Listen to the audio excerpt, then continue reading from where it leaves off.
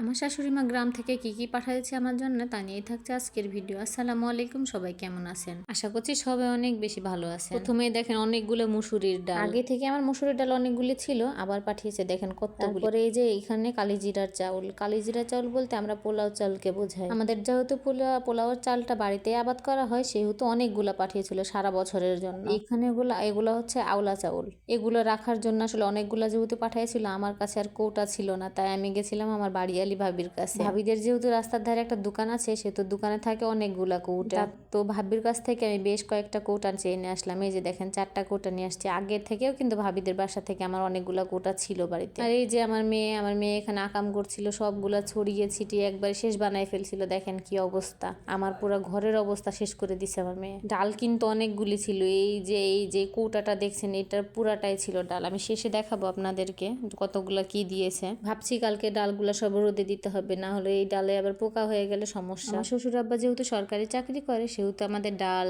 তেল, চিনি, গম কিছুই কিনে খাওয়া লাগে না। আমরা তো তেল, চিনি, ডাল একদমই কিনে খাই না। সাথে তো বাড়িতে আরো চাষ করা সবজি আছে, কোনো চালই আমাদের কিনে খেতে হয় না। পোলাও চাল বলেন, আওলা চাল বলেন, খুদ এখানে ছিল অনেকগুলা খুদ। যেহেতু বাড়ির চাউলগুলা ঝাড়ার সময় অনেকগুলা খুদ বের হয়েছিল। আমার জামাই যেহেতু খুদ খেতে অনেক বেশি পছন্দ করে সেহেতু আমার শাশুড়ি আম্মু খুদগুলো পাঠিয়ে দিয়েছিল।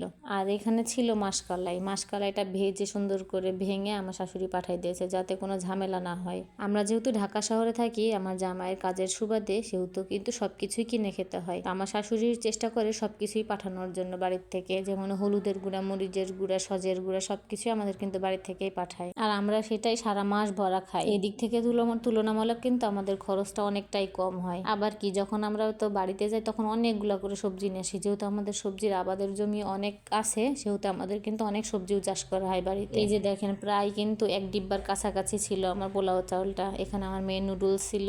আর চিনি দেখেন, এই যে চিনি, এই পুরা বইয়ের মধ্যে চিনি, তারপরে এই যে এই কোটার মধ্যে চিনি।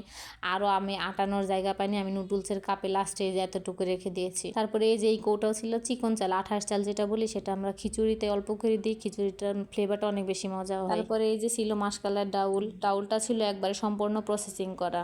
তারপরে এই যে আমার আতপ চালের গুঁড়ি আমার আছে, চালের গুঁড়া যেটা পিঠা বানানো হয় সেই চালটাই মূলত দিয়েছে এখানে। আরও ছিল অনেক কিছু, মুরগি ছিল, মাছ ছিল, আমি তো ফ্রিজে রেখে আসছিলাম এই জন্য আর আপনাদেরকে দেখালাম। আর এই যে ডাল দেখেন, ডাল মিনিমাম 7 কেজি হবেই এখানে। ভিডিওতে কোটাটা অনেকটাই ছোট লাগছে কিন্তু আসলে কোটাটা অনেকটাই বেশি বড় ছিল। আর এই যে আমার জামাইয়ের পছন্দের খুদ, ও আমার জামাই খুদ ভাজা খেতে কিন্তু অনেক পছন্দ করে। আমি সারা সকালটা জুড়ে এগুলো সব ঠিকঠাক করছিলাম। এই যে আমি রান্নাঘরে যে তেলের বোতলটা দেখছেন এগুলো কিন্তু আমাদের রেশন থেকে পাওয়া যায়। সকাল থেকে অনেক কাজ করছি, সব গুছায়ে টুছায়ে রাখছি।